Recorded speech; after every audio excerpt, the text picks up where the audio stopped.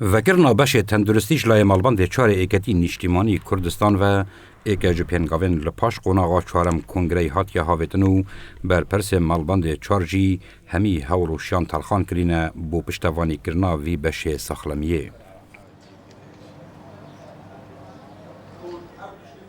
دکتر محمد گوران و چند حوالنویین بسپور دوی جوره دا خود ترخان کریه بو خزمت کرنا نخوشانو دماوکی کم دا خزمت نوشدارین هملاین پیشکشی هجمارکا زورا نخوشان کرینه نخاسم خلق دست کرتو کم درامت.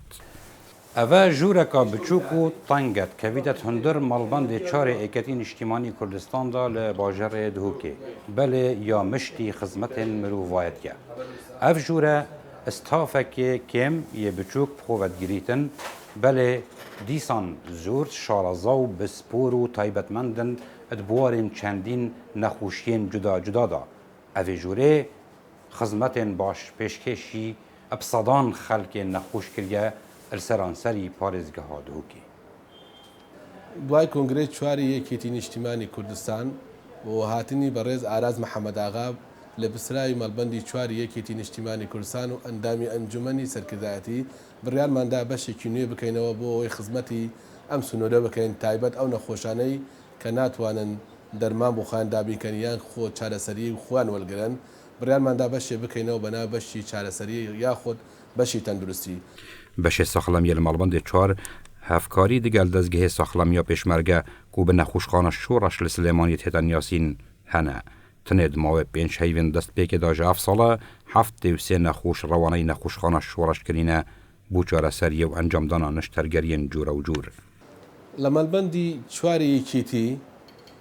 بە تەنسیق لەگەڵ دەستگای تەندروستی پێشمەرگە لە شاری سلێمانی تایبەت نەخۆشخانەی شۆڕش کەوتوینە خەت نەخۆشێکی زۆر ڕەوانەی ئەوێ دەکەن بە مەرجێک ئەو نەخۆشانەی کە لەوێ چارەسەر دەکرێتن بۆ نمونە نەخۆش هەیە کێشەی لە دلە لەوێ دکتۆری دلی زۆر باشمانەیە نەخۆشی ئێسک دکتۆری ئێسکمان لەوێ زۆر دکتۆری چاکمانەیە نەشەرگەری گشتی دکتۆری زۆر چاکمانەیە کارەکانی ئێمە وەکو بەشی تەندروستی چییە بەڕێگەی مەڵبەند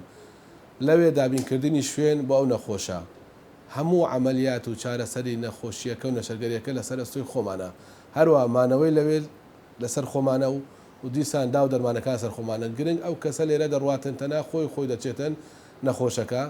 لەوێ کەسمان داناوە پێشوازی لێ دەکاتن کارەکانی هەمووی بەڕێ دەکاتن تاکو نەشەرگەریەکەی تەواو بێتن. دیسان هفکاری دیگر سنتر جیانەوە ئانکو نەخۆشخانە هیوا یا تایبەت بۆ نەخۆشیên پەنجە شێرێ هەیە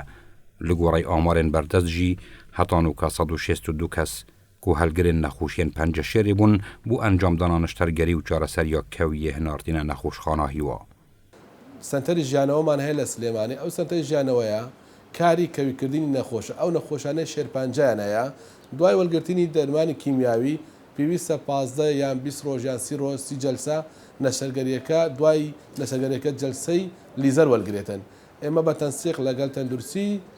سلێمانی کارێکی زۆر باشمان کرد ژمارەیەکی زۆر باش خەڵکمان نردووە لەوێ کارەکانی کردووە بە جوانی بە ڕێکوپێکی. زێدەباری vê hemiyê bi piştevaniya rastexûya malbandê çar beşê saxlamiye harîkariya zêdetir ji pêncî nexûşan kiriye bû encamdana neştergeriyên hemecûr li nexûşxanên dihûk.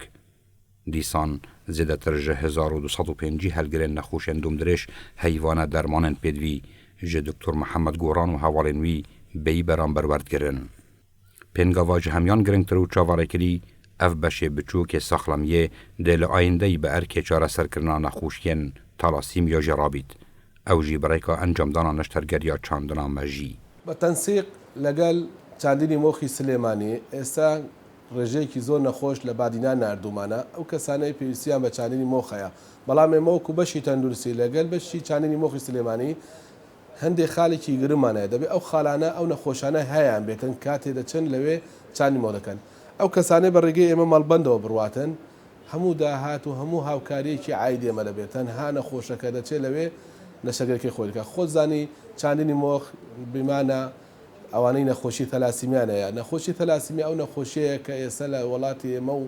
لەم دەڤەرە زۆر باو بووە ئەو نەخۆشانن کە مانگانە خوێن دەکەنە لەشی مناڵەکە ئەو مناڵە لە ماڵەوە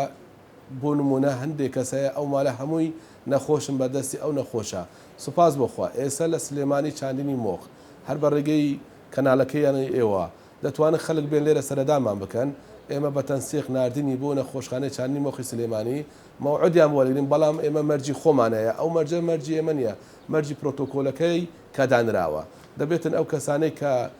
خوێن دەبەخشن وا خود پێ بڵێ متەبەڕع خوشک و برابن هەروەها گروپی خوێنەکانی یەک بێتن بۆ ئەوەی لەوێ کارەکانیان ئاسان بکرێتن و ئێستاش ڕۆژ بە ڕۆژ خەڵکی دهۆک سوودمەند دەبن لەو پرۆژەیە و بە نمونە زۆر کەسمان کردووە ئێستا گەڕاونەوە دهۆک. هەبوونا وی بەشێ سەخلەمیت نەفمەڵبەندێ چواردە و کارێکە هەژمارەکە زۆر ji خەڵکێن نەخۆش و دەست کورت وەکو ئومێدێکێ تەماشا لێ بکەن ji ber ku barê wan sivik kiriye û hêviya jiyanê daye bi sedan nexweşan.